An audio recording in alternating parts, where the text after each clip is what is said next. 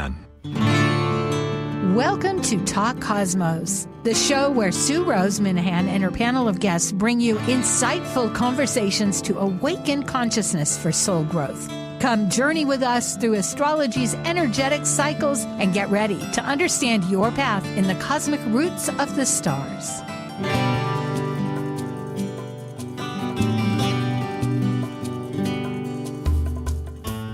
Hello, everybody. I am sueroseminahan. This is Talk Cosmos. And we are in the month of December at the very end of the calendar year, as we're aware.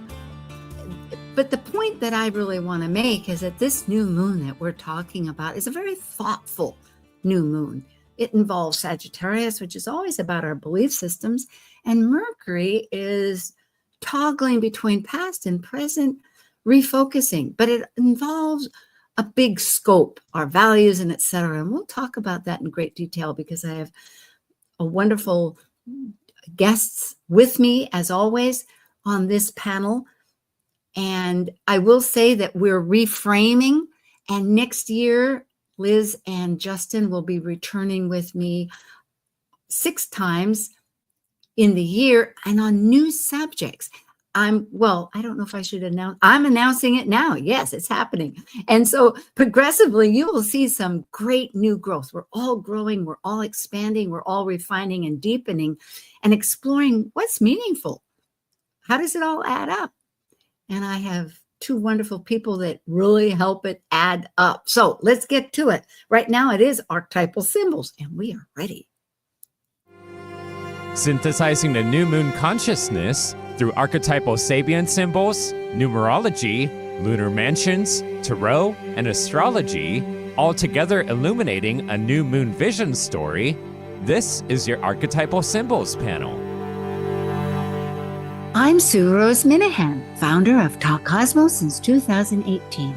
I'm an evolutionary astrologer, consultant, speaker, writer, vibrational astrology student, Dwarf Planet University graduate, Kepler Astrology Toastmasters Club charter member.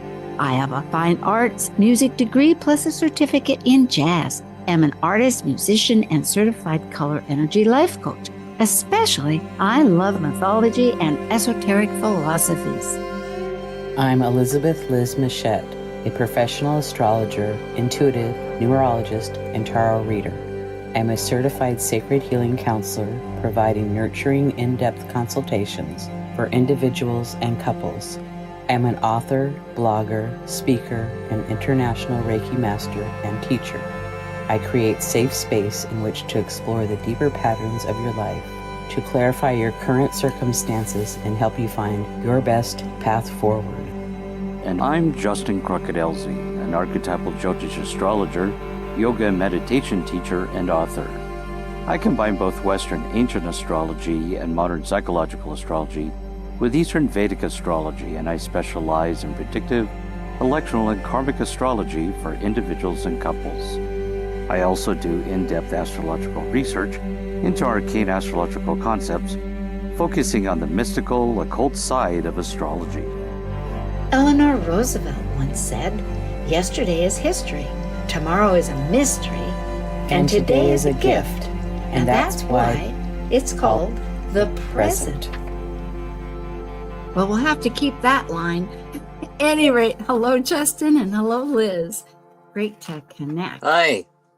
Hi, Sue and Justin. It's great to be back. Yeah, same with you. So here we go. It is the 28 degrees. We're going to be there until through the eclipses, up until the eclipses between the 2. It stays at that degree this year into the next.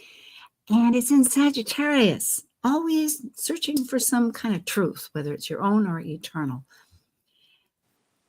And here it is. It's quite a change, isn't it, from last year, which was in Scorpio. Totally, Sagittarius is about our belief systems and Jupiter expands things, whereas last year we were transforming a lot of actions, which is maybe one reason why we're shifting our panel idea. But any ideas for yourselves? Well, like what Justin says from last month, Scorpio, that water going to fire, and I never remember the name, but Justin can tell us. Oh, Yeah, yes, that's right. so it's actually not last year, but last month. And anytime planet goes from a water sign to a fire sign, it's called Gadanta.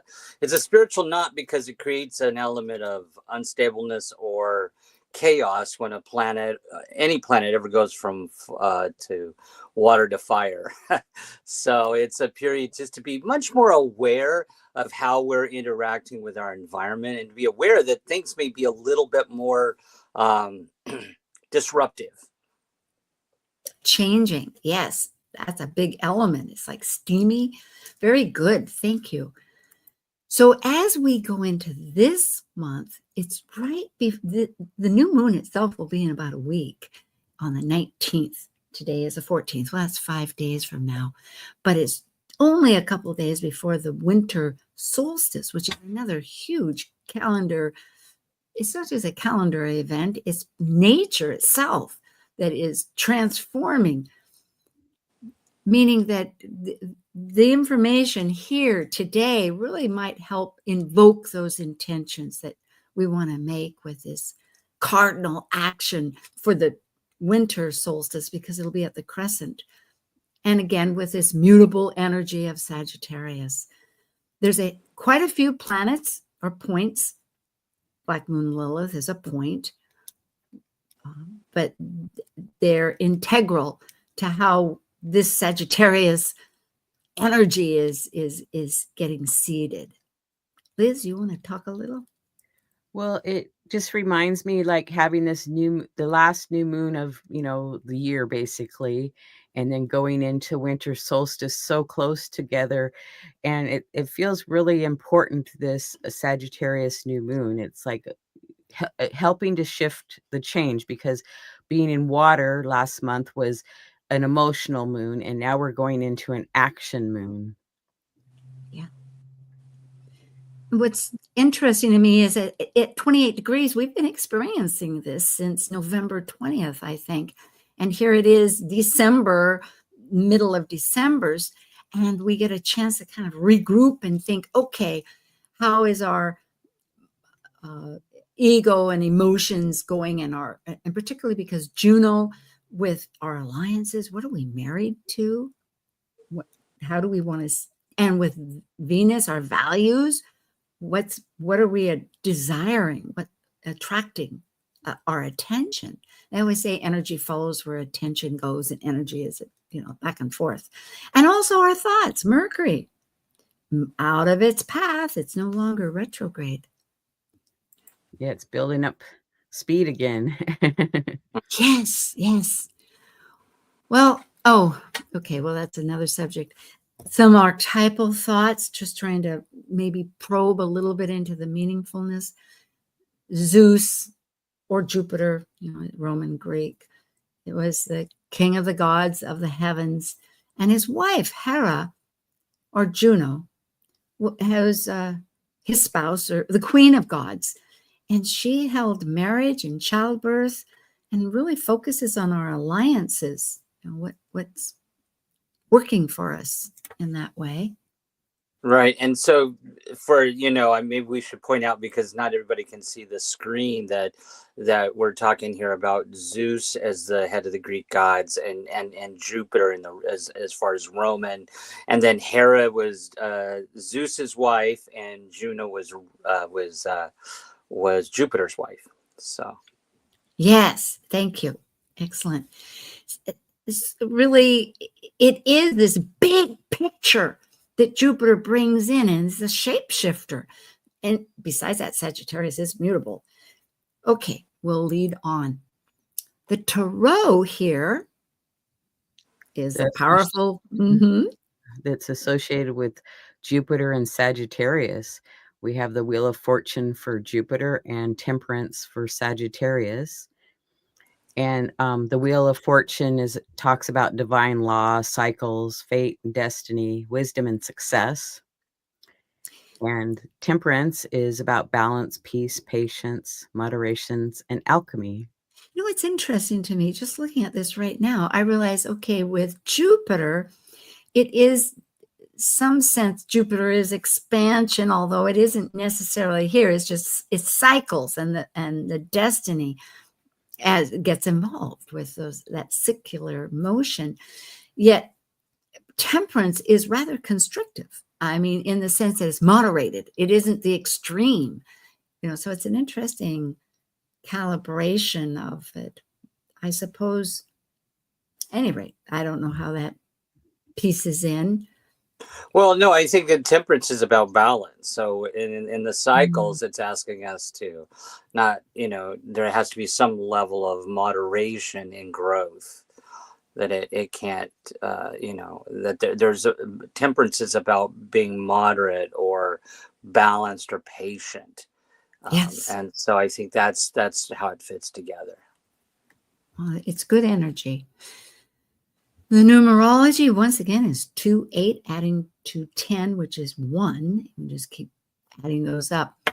However, 2 and 8 and 28 have some extra consciousness, they're factors involved in this way of understanding it, besides the fact of what planets are there. Of course, the sun and the moon.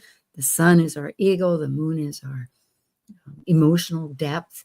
And Uranus, that awakening impulse that brings us to the moment right now, however it might happen. So this, keeping with 1, it continues to have that focus of leadership, a new beginning as we start off our independence. But the 2 and the 8. Well, the 2 is about polarity, duality, and relationship. And the 8 is about manifesting. But I always like to add in that there's work required to accomplish that manifestation. And then Justin added the 28, so I'll let him share about the 28. Yeah, because the 2 represents polarity and relationship, and 8 is, of course, we know is the strength card in the tarot, but represents manifestation and ultimately expressing or manifesting something. That if we see this in a like, let's say a person's born on the 28th of the month, that they have that energy of that wanting to manifest good success with relationships or relationship with their world or however. So it's that's how it can play out with relationships. That's fascinating. I was just thinking of the degrees, like we round them off sometimes, like it's 27, but with the minutes it could be 28. I was just thinking of my own Mars and Taurus at 27, blah, blah, blah. And so that's rather an interesting addition to add into looking at the characteristics of a planet, that as a goal, as an aim related to good relationships, is very helpful and positive if you can manage it.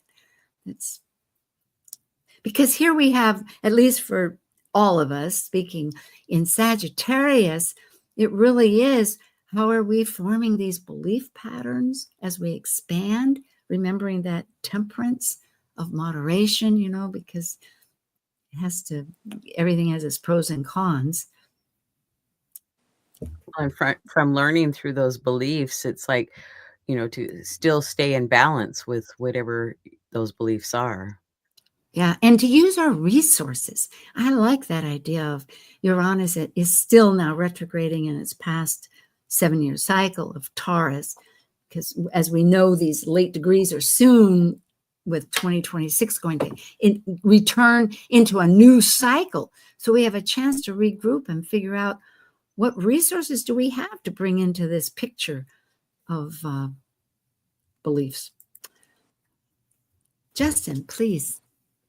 Yeah, so then we look at the Jyotish Nakshatras or lunar mansions. Of course, we know lunar mansions are also looked at within Western astrology, but for the purpose of the show, we look at the Eastern one, and so then the Nakshatras. And so if we go to the next slide, so for this particular new moon, the sun and the moon are both in the Nakshatra or lunar mansion of Mula, and the second Pada, which is ruled by Earth. And so this is a lunar mansion with a theme of getting deep down to the roots. That's why the symbol is reticulated roots. It's about getting down to the root of things. And the goddess that rules this lunar mansion is Nuruti, which was the goddess of dissolution and destruction. So that's why the basis above or below is really to break and crush, or that's the Shakti power, to break and crush. And of course, the ruling planet, of course, is Ketu, which is chaos. The southern node is a chaotic. And so it's very creative in this particular pada, which is ruled by Earth. And it likes to dig deep to find. And so it's trying to always find value in belief systems. So if we kind of overlay this on what's kind of going on with us, like say, for example, somebody has a planet in this is the way they are. They're able to just say, okay, time to move, clear the stuff off the chessboard, start over. And it's really about, they're good at research. And so this is a time where we are seeing dissolution. We're at the end of the year. And because Sagittarius is a mutable sign, of course, we know it's mutable because in medieval astrology, it was the changing of seasons. So a sign where season change was mutable. And so this is definitely a period of change. And this is a good time to get down and really assess what's valuable in our belief systems, and to let go of what we don't see as valuable anymore. That corresponds absolutely perfectly with everything we've said. I mean, the idea of the values, going into new belief systems. And what comes to mind is, when you cook, I don't know if your folks ever had a motar, one of those, my mother had this little bowl, and you'd, it has a name to it, the stem, not the system or something. And you'd put herbs in it and you'd mash it around. Right, Liz. And then you'd cook. And so you're like crushing the herbs and whatnot. This is before, I think, so many ground herbs were sold in the market, and you'd get them whole, or you'd get the seeds, or maybe you'd collect them, and you'd mash it all up. So it is this process of the mortar and the pestle, I think this is how you. Yeah. Yes, thank you. That's right. Well, this is beautiful. Reticulated roots. That's a new word. I like that. I know you like words. What is reticulated? Okay, reticulated. Well, it's intertwined. That's what that means. They're intertwined. Entangled. Reticulated is intertwined roots. Oh boy, I like it. I don't always learn new words. Okay. Well, we have Sabian Symbols. Medium, spiritualist medium Elsie Wheeler, astrologer Mark Edmund Jones, created this 1925. It's a mystical imagery set. It's a tool. Many astrologers use it. And we're using a narrative story looking at the past, present, and future and interpreting it. For this 28 degree Sagittarius New Moon happening on December 19th, and for Eastern Standard Time, it's in the afternoon or evening, 8 p.m., 8:43, and 4 seconds afterwards. So if your software isn't quite showing it up at 8:43, you got to go 4 seconds ahead. The ascendant for Eastern Time is at 18. So we will look at 17, 18, and 19 in Leo. That's ruled by the sun. And the MC, Eastern Time, is in Taurus. And that's at 10. So we'll be at 9, 10, 11 Taurus. And the sun and moon itself being at 28 degrees Sagittarius, we will do 27, 28, 29. So looking at the ascendant first, in order to look at this chart that represents really the United States, that's where our capital is, and up in Canada too. Their capital is in the eastern part of the zone.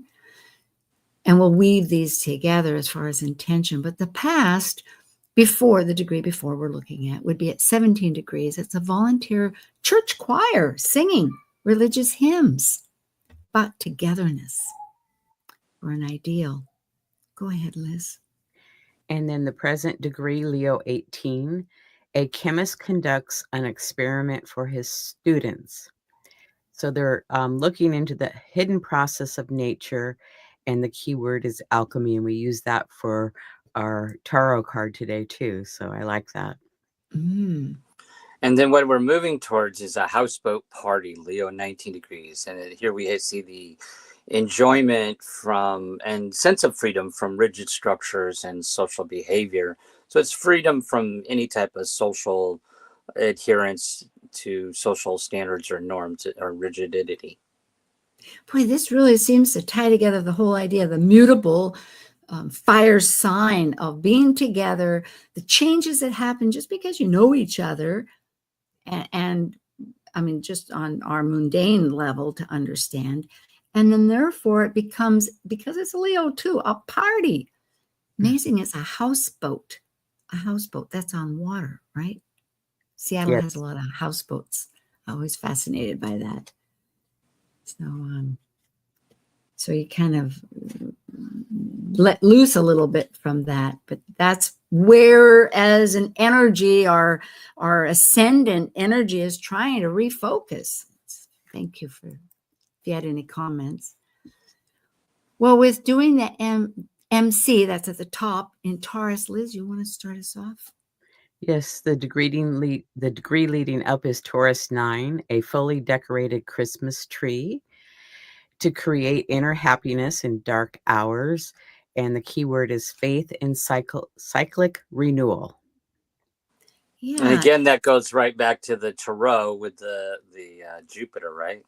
Yes, the cycle. Oh, yes. And faith. Well, I don't know if faith, but a little bit trust or something. Fascinating.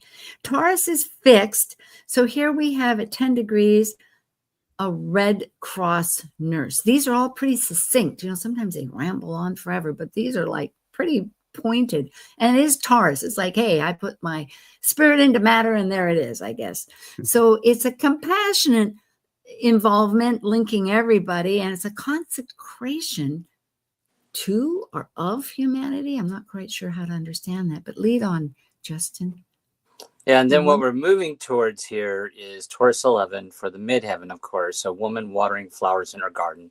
And really it's about cultivation, or the concept that and when we want to start something new, and because midheaven does represent sort of what we're trying to ultimately, with that pinnacle, accomplish, we have to cultivate things. And so it's the development of the powers of mind on which ego consciousness is based. Well, I almost have echo there, huh? I misspelled it. The G, there's an extra C. It should be ego. Yes, thank you. Well, amazing how it happens to be Christmas right now, but okay, I guess we'll lead on.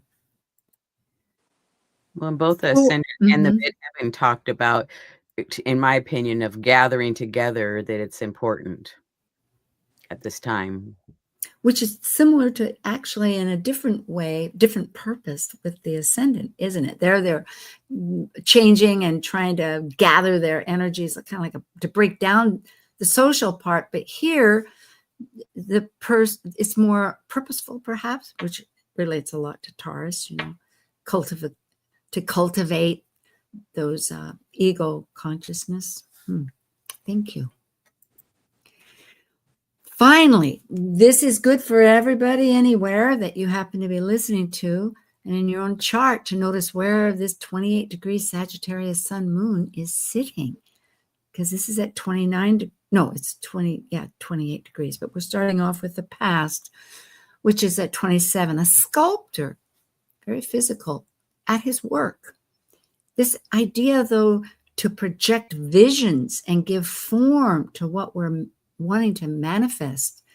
And so it's self-projection as we work. And in the present degree, Sagittarius 28, an old bridge over a beautiful stream is still in constant use.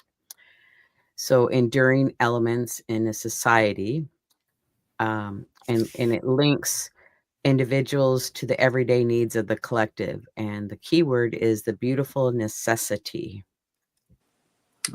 Yeah, and then the future one, Sagittarius, is a fat boy mowing the lawn of his house on an elegant servant street. And I think sometimes this is also read as riding a hobby horse. But here we have the need to attend to everyday tasks, which both ensure social worth or respectability and benefits one's constitution. And so the word here is social respectability. That's an interesting growth process. Somehow, as the sun moon, which is powerfully involving this whole chart, trying to understand if you're working and trying to manifest, you're still using, I guess, something to link it together in a great way, but somehow, I guess the purpose of all that, or the key, is that benefit, because if it's social respectability, maybe it helps you evolve with society, that party you're having. Yeah. Help me out. Any feedback? Well, it's like, even though we're going through changes, it's like we still have to attend to the everyday tasks or weekly tasks that need attention. We can't just let them go. Oh, it's so true. Thank you. Yep, I agree. Well put. Thank you, Liz. Okay. I think we are going to take a moment to get away, but we'll be right back. So it's a bit of a little break. You can get some water, a cup of coffee, whatever, let the dog out or in, who knows. But come back. We'll be happy to see you, and we'll finish up with really what is this chart connecting us with. Thanks.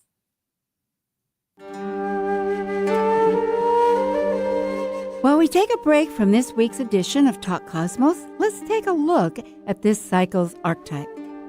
We are currently in the Yang period of Sagittarius, ruled by the largest of all planets, Jupiter, the Roman god, or Zeus by the ancient Greeks.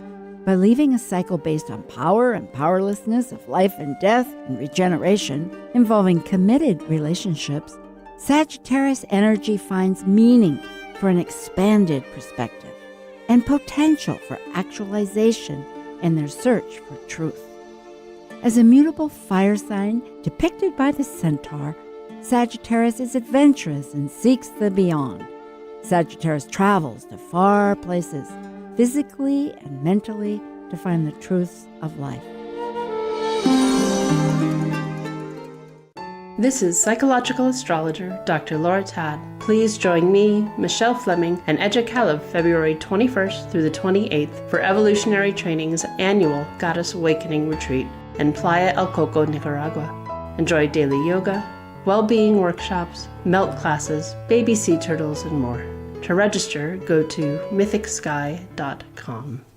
Talk Cosmos brings insightful conversations to awaken consciousness for the soul growth with hour-long programs.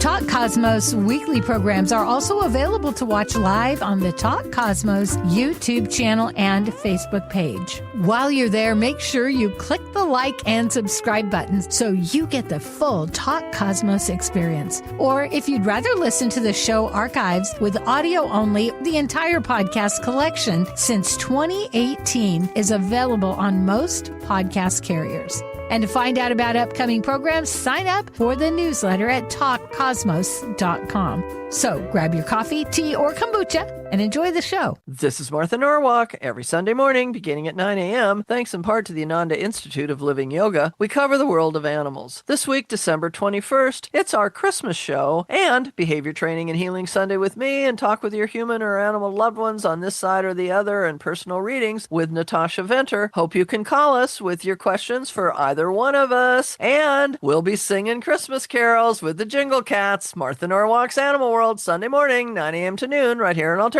Talk, AM 1150. Want to hear something different from talk radio? Keep your dial on Alternative Talk 1150. Okay. Our guests here, elizabethlizmuschett at A Light Path, and she has a YouTube channel at elizabethlizmuschett.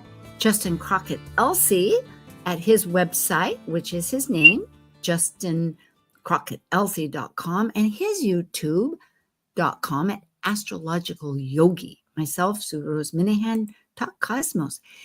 And Liz, love to hear about your YouTube. Well, I have a variety of shows. I have a show called the Astrology Star Sisters, and Sue's on there a few times a year, and a number of other astrologers that we have lots of topics. Justin joins me for a few shows each month. And so I look forward to having you come and check my channel out. And like Justin and Sue, I'm a consulting astrologer. Yes. In fact, I will add a little bit to that in a moment when it comes to me. Justin, yes. So I'm an archetypal Jyotish astrologer. So I combine both Western and Jyotish or Vedic astrology. And I also do consultations. And I also write a weekly horoscope for the Port Townsend Leader here on the Olympic Peninsula, the newspaper. And you can catch me at my YouTube channel and at Astrological Yogi. Fantastic. For Talk Cosmos, what I wanted to add is that Liz and I are preparing winter solstice with dwarfs. We have an update idea. It's just a matter of when this coming week we're going to be able to get it out. So that'll be happening on my channel and hers. On my channel, it's under playlist videos featuring Sueroseminahan. As far as our weekly events that have happened, there's several that are current. There was just one last week on Jupiter square Chiron, which is powerful. Jupiter's really a mover shaker this year and next year.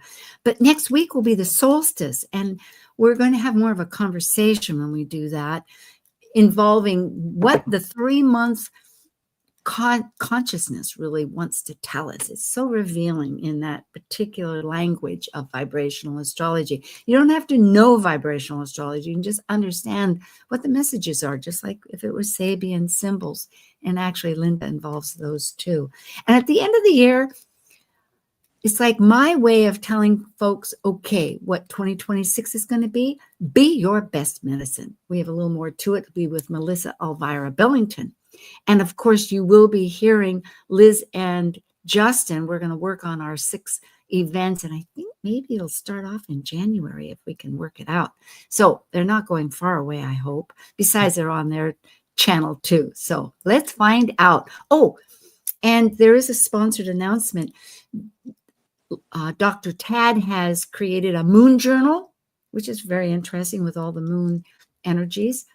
And you can go to her website at Mythic Sky and find out about that. Well, here we are.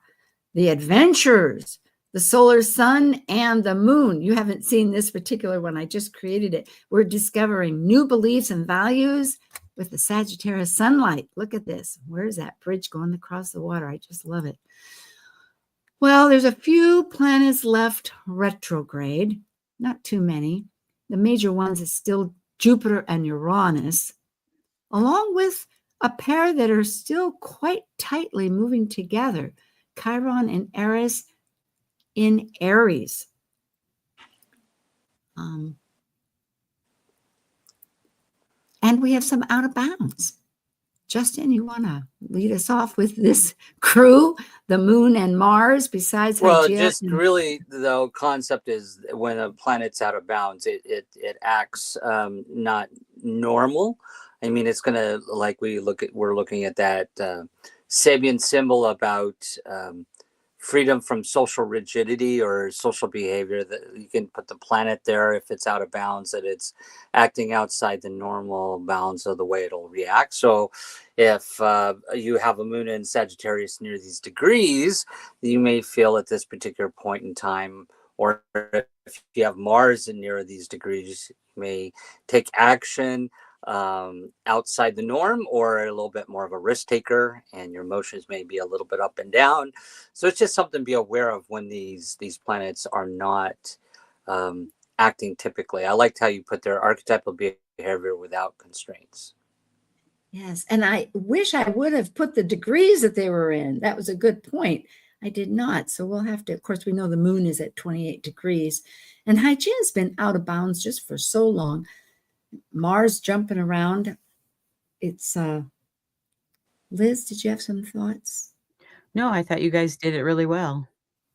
I do want to point out, since you brought up the other two, so we look at the moon as our emotions, Mars is about how we take action. So those things for at the collective is going to be affecting people's emotions and how we take actions at this point. But more so if they're in, you know, that moon, if you have a natal moon in Sagittarius, a progressed moon in Sagittarius, or your natal Mars, progressed Mars in Capricorn. But the fact that you brought up Hygeia, I want to point that out because Hygeia in Cancer is about the health of emotions. And so I think we're going through a period where we're having to really be aware of the health of our emotional state. And then, of course, Black Moon Lilith in Sagittarius is about, the difficulty with beliefs. Generally, if a person has Black Moon Lilith in Sagittarius in their natal chart, there's some issue earlier on in their childhood around belief systems.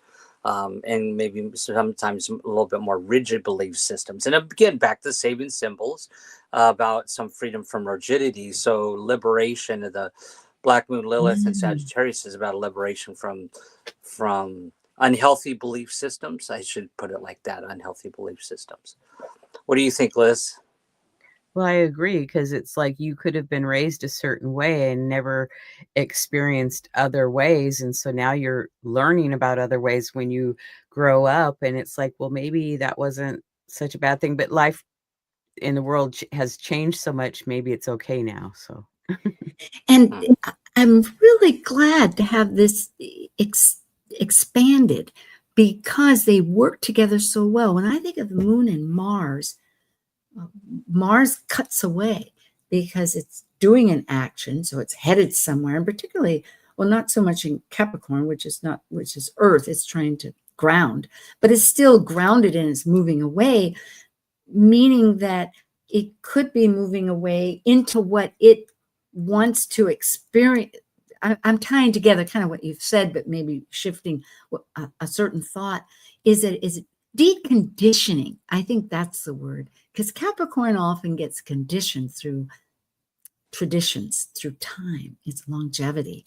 And there comes a point when that isn't working. That template that's set up, perhaps we've embraced because we've been schooled in that idea, or a society but it's not our nature. So to be true to our emotions and healthy, and to feel that joy again, which is inherent in the basic premise. I mean, plants don't grow because they're unhappy. A happy plant grows. I want to put an opposite or an aspect of this, that sometimes stability and being grounded is a positive thing, because too much chaos, and we see sometimes too much chaos in systems leads to destruction. And so chaos and anxiety and always never being grounded and never having that quiet internal reflection if it's too chaotic energy. So I think there's a balance between these two, between the fixed and the mutable, that says, hey, there's a middle road to where you can have change, but that, again, like the Temperance card, it's done with patience and moderation versus chaotic growth that destroys. No, not all destruction is good.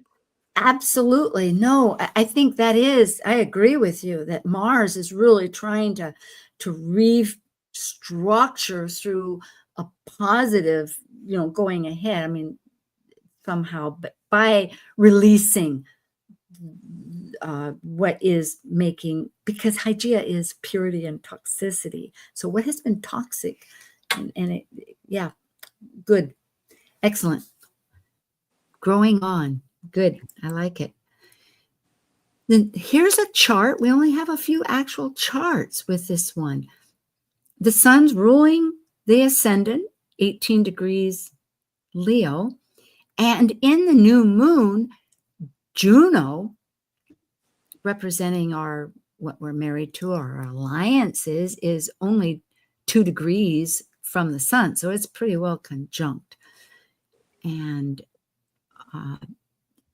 but this energy is mostly making action red, where there is an opposition it's from vibrationally. Anyway, it's observing and it's working, it's adjusting, not adjust. Anyway, it's adjustments and actions. I Well, could go on. Go ahead.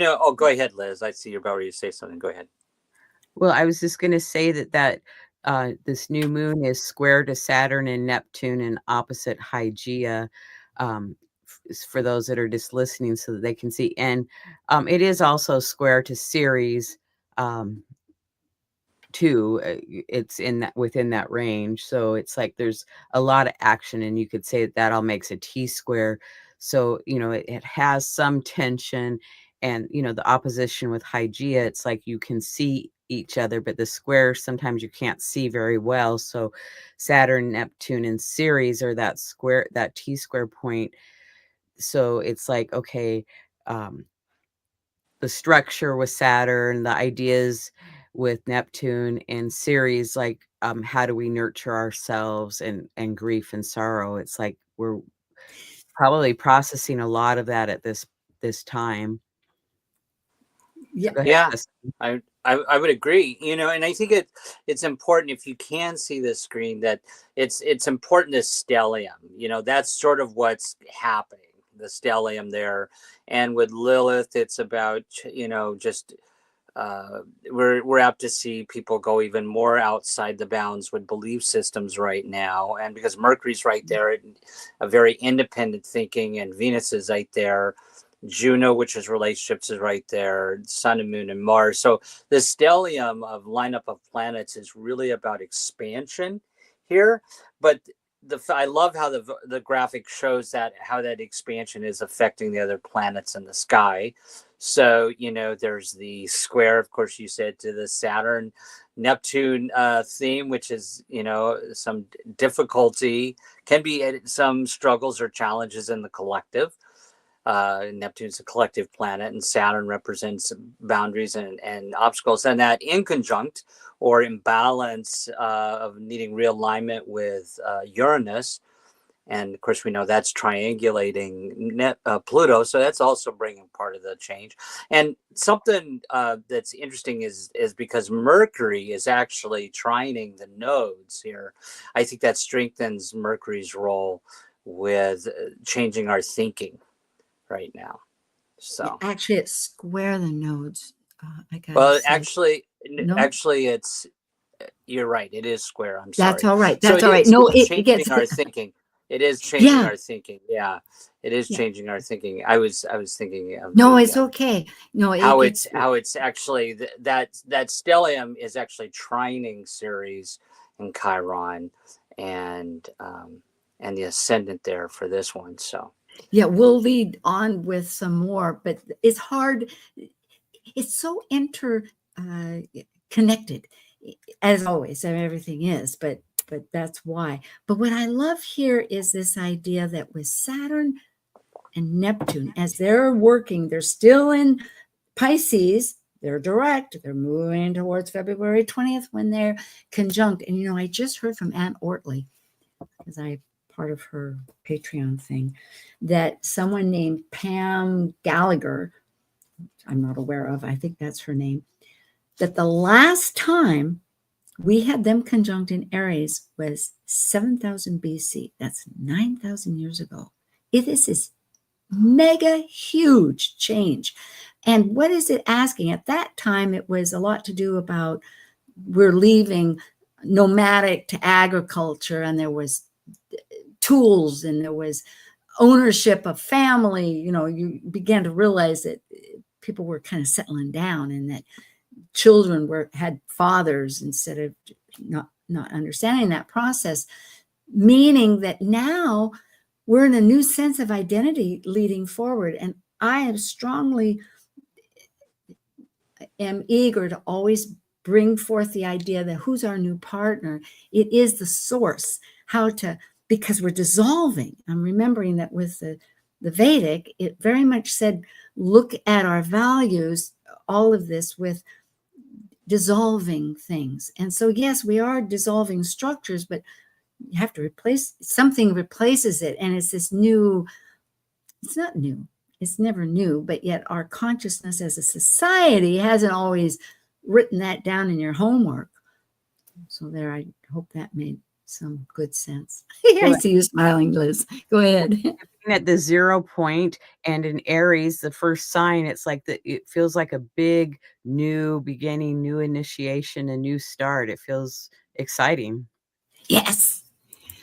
Here we have the action squares now that we alluded to, and I put them in different colors. There's 3 T-squares where the one that's squaring it would be Mercury to the nodes, Neptune to the sun, moon, and whatever they're conjunct to, which happens to be Juno and Hygeia, 2 asteroids of our partnership and toxicity or purity.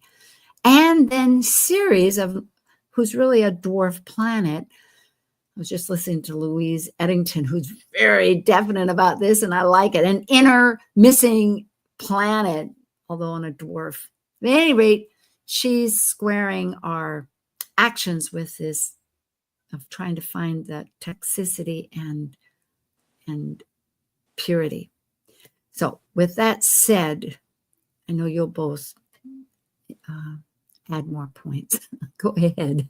Well, without even diving into each one individually, with that many T-squares, that just means be aware that there could be some tension and friction in your life or around you, and to work through it. It's asking us all to make changes. So breathe deeply and, take your time going through all that.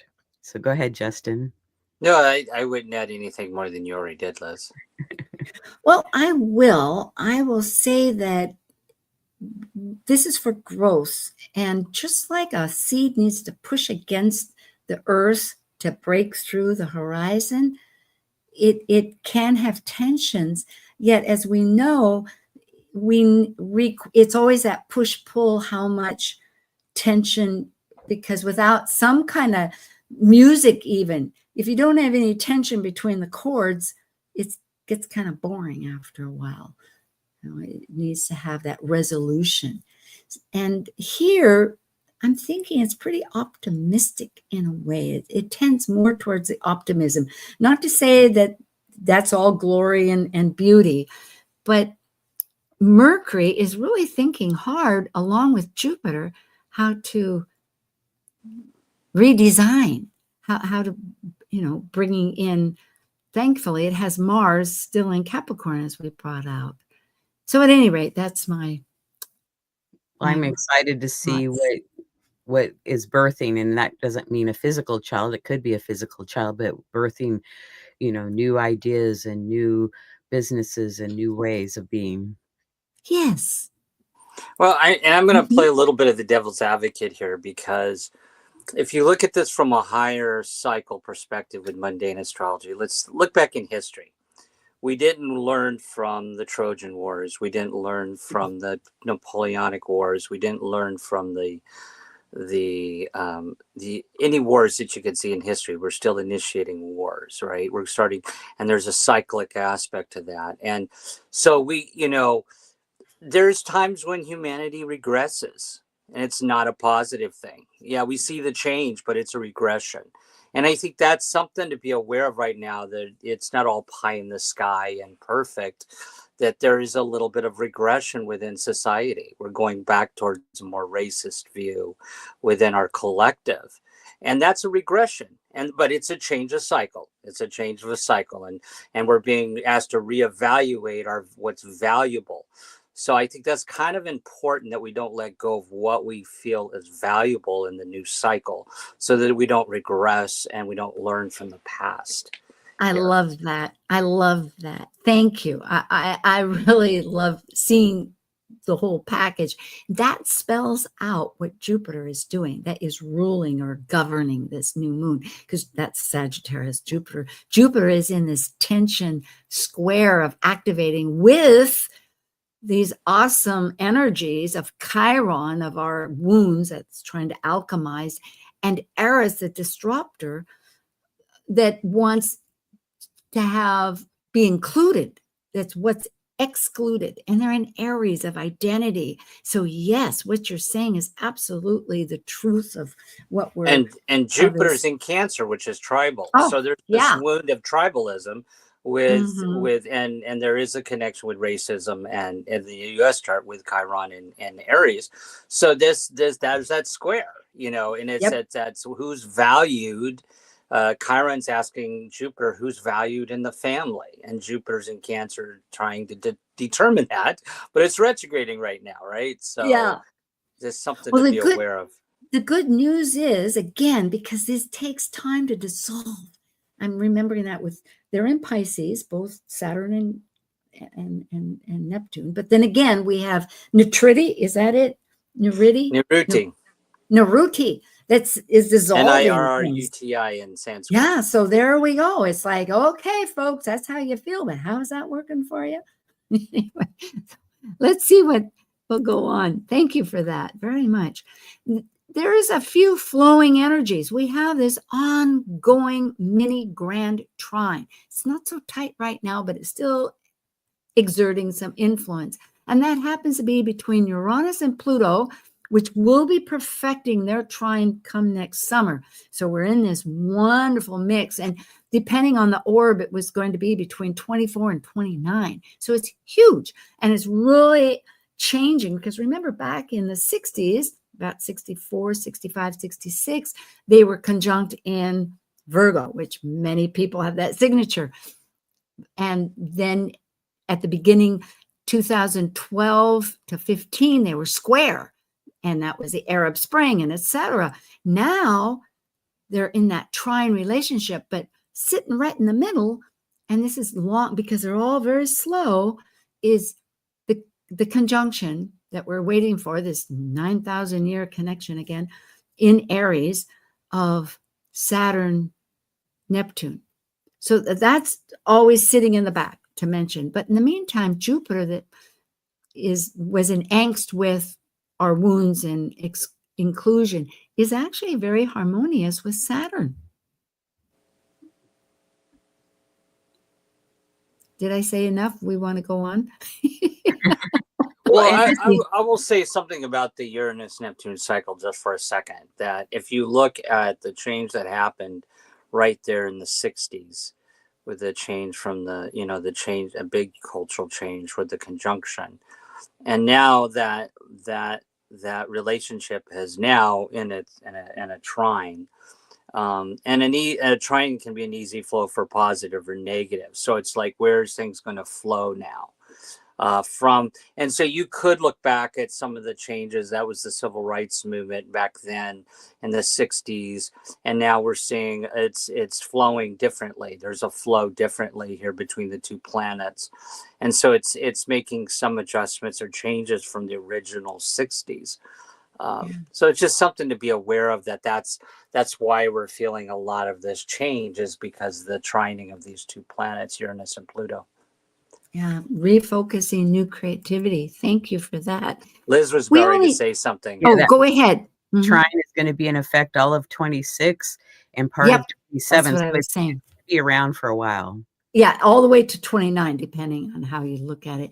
The galactic center is conjunct this moon.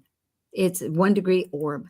And here we only have a few minutes, and I'll give a little, you can look at this graph later. And it happens every year around between the 18th and 20th, but it's heightened clarity. It's universal truth. That is the signature of Jupiter to begin with. And so there's metaphysical meanings. It's a gateway. It's our evolution of human consciousness. And here I added this, you two didn't see it, but transits, it's very important because it's a point. You don't have to have planets directly in that sign. It just sits there like the lunar nodes or Black Moon Lilith in your chart. And wherever it is, when transits come along, like particularly this time of year, the sun always does, and of course the personal planets will too at some point, it activates. And therefore, it's a cosmic wake-up call. And our spiritual energies of that planet, thinking that this galactic center, how do we understand it? It is so far away. It's not something that's touchy-feely. And the house is important. So with that, do you have any, I know this is the final end, and I appreciate, yeah. Justin's looking. Well, it's been a good run. Yeah, how do we work I'm out. Next year. Yeah, on to next year. I have so appreciated this whole dimension, understanding the moon. It's not totally going away, but what I'm really excited, I think, is what Liz was mentioning, is that between the yin and the yang of like, how are we taking some seeds of thought and kind of, we're going to mash them together, break them down and recreate. Think so? Anyway. So we'll see you next year. We still need to hold on to what's valuable, though. Yes. Oh, thank you. I needed a closer. That's it. Thank you for joining an insightful conversation on Talk Cosmos, the show where Sueroseminahan and her panel of guests awaken consciousness by connecting soul growth patterns with astrology's energetic cycles. Be sure to tune in next week, same time, same place, to continue your journey through the roots of the cosmic pathway.